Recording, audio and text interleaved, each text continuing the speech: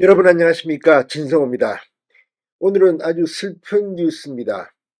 장제원 전 국민의힘 의원이 어젯밤 서울 강동구의 한 오피스텔에서 숨진 채 발견됐습니다. 유서도 발견됐습니다.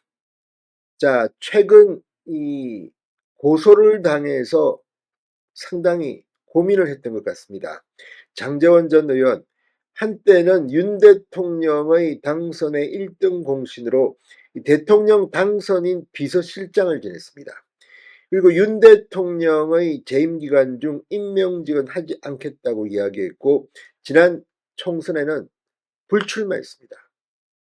자, 지금 국민의힘 의원들 중 책임지는 사람이 없다. 그런데 장제원 의원은 그런 희생을 여러 번 했습니다. 그런데 뜻밖의 일로 장제원 전 의원이 극단적 선택을 한 것으로 보입니다. 저도 개인적으로 장제원 전 의원과 친분이 있었습니다만 참 오늘도 안타까운 한 명의 명복을 빌게 됐습니다. 진성호의 직설 시작합니다. 자, 숨진 채 발견된 장제원 전 의원이 유서를 남겼습니다. 그런데 이 유서에는 가족을 향한 마지막 인사가 담겨 있는 것으로 알려졌습니다. 가족들에게 미안하다, 사랑한다 등의 내용이라고 합니다.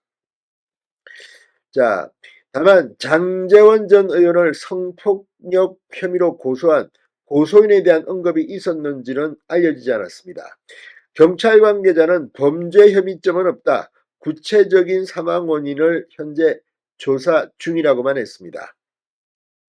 앞서 장제원 전 의원은 부산 한 대학교의 부총장이던 2015년 11월 비서 A씨를 상대로 준강간 치상의 성폭력을 휘두른 혐의로 올해 1월 고소돼서 최근 경찰의 소환 조사를 받았습니다. 그리고 오늘 오전 피해자 측이 기자회견을 열겠다고 했습니다. 이 기자회견은 취소됐습니다. 자, 지금 장제원 전 의원 정말 한 시대를 풍미한 정치인입니다. 그런데 이렇게 인생을 마감하게 될 줄은 누가 알았겠습니까? 자, 이 타살 혐의점은 발견되지 않았기 때문에 스스로 극단적 선택을 한 것으로 보입니다.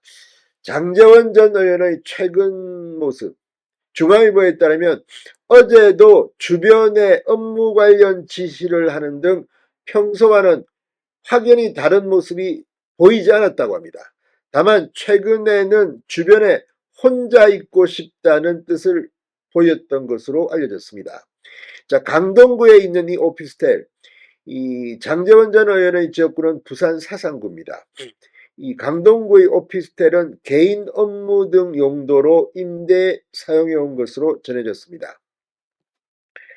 자, 장제원 전 의원 측은 그동안 피해자 A씨가 주장하는 폭행 사실이 전혀 없었다고 부인해 왔습니다.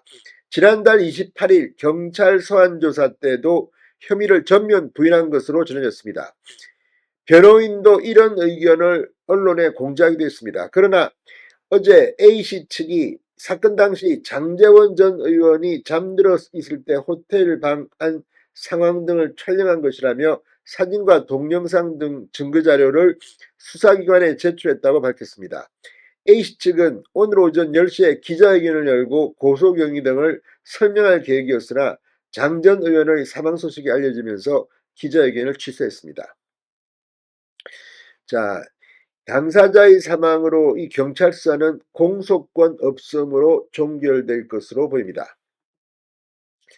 자, 장제원 전 의원 삼선 의원입니다. 18대, 20대, 21대 세 번 국회의원을 했고 특유의 유창한 말솜씨, 정말 국민의힘의 의원들 중 이렇게 장제원 의원처럼 전곡을 찌르면서 이 라이브에 강한 정치인도 드물었을 겁니다.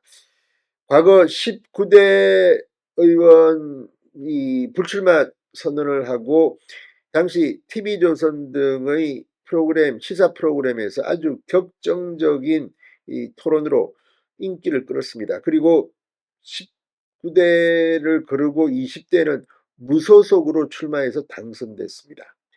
그 뒤 이 자유한국당 대변인 등을 지냈고 상당히 이 참 열심히 정치를 했던 그런 인물입니다. 참 안타까운 이런 이야기를 전하게 됐습니다. 자, 이 빈소는 고인의 연고지이자 지역구가 있었던 부산에 마련합니다. 아마 해운대에 있는 병원에 빈소를 마련할 것으로 보입니다. 장제원 전 의원의 명복을 빕니다. 진성호의 직설이었습니다. 여러분 감사합니다.